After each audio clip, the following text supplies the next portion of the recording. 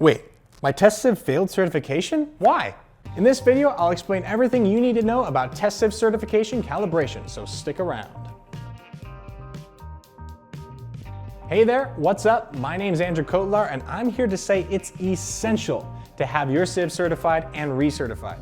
It ensures they're still meeting industry standards. If you don't, you could have misleading results and a reduction in quality. But sometimes a sieve fails the certification inspection, and if that's the case, why did it fail? Well, WS Tyler has been at the forefront of the production of high-quality test sieves for over 150 years, and we strive to use this experience to help customers understand the certification process to see its true value. So in this video, we'll go over what a test sieve certification is, why a test sieve may fail certification, what test sieve certification results indicate, and what steps you should take if your sieves fail inspection. A test sieve certification is a manufactured test sieve that has been inspected and verified to perform at a certain level. There's two main reasons to get your test sieve certified.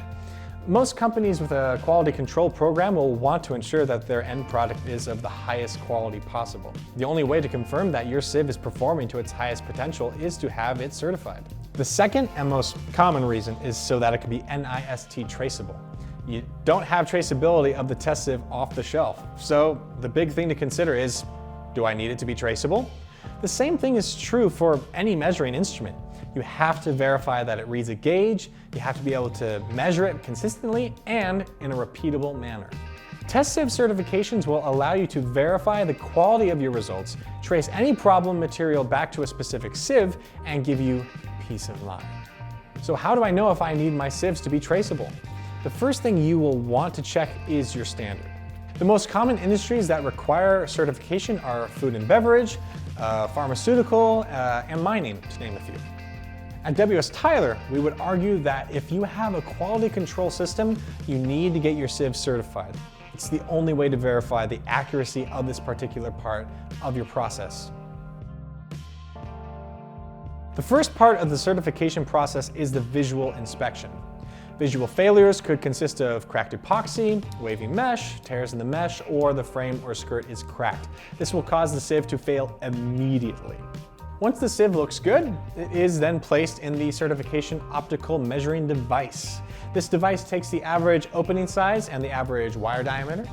If this average falls out of spec, it will fail. Another reason a sieve could fail is from smaller particles getting clogged from residual buildup. For example, sugars and clay can very quickly build up on the wires and harden, which will shrink the opening size. Abrasive materials do the opposite to wire diameters. Materials like diamond dust or metal powders and sand have heavy wear and tear on the wire, and this will eventually cause the sieve to fail. If you know you have these kinds of materials, it is very important to regularly check the opening size of your sieve so you know you're producing material within the industry standard. To get a better understanding of the test sieve certification results, let's walk through a real example of a 75 micron or 200 mesh test sieve. So as you can see, the top section is opening size, and the bottom section is the wire diameter. Both sections need to pass for the sieve to be awarded a certification. For opening size, your actual X opening mean needs to be between 70.95 micron and 76.85 micron. For opening size, your actual Y opening mean needs to be between 70.16 micron and 75.86 micron. Again, this is for a 75 micron or 200 mesh. The allowable average opening changes depending on the different test sieve mesh count. For wire diameter, your actual X and Y wire diameter mean needs to be between 0.043 millimeters and 0.058 millimeters. So congrats to this test sieve because it passed the certification process. It falls perfectly between all the ranges. If you have been notified that your sieve has failed the certification process, most companies will require a documentation process for their quality control programs. Usually this is the same process to retire all tools from the company. Once this is complete, you will most likely need another certified test sieve. At WS Tyler, if your sieve fails, we have the option to purchase a new sieve and have that certified for no additional cost. At the time of the failure only, of course. In other words, the cost of your failed certification covers the cost of the certification on the new sieve. Pretty good, right? Thanks so much for watching. If you have any questions, fill out a contact us form so we can answer your specific questions. Just click the link in the description. And if you'd like to learn more about woven wire mesh or our many products, we have a learning center filled with written and video content to make you an expert.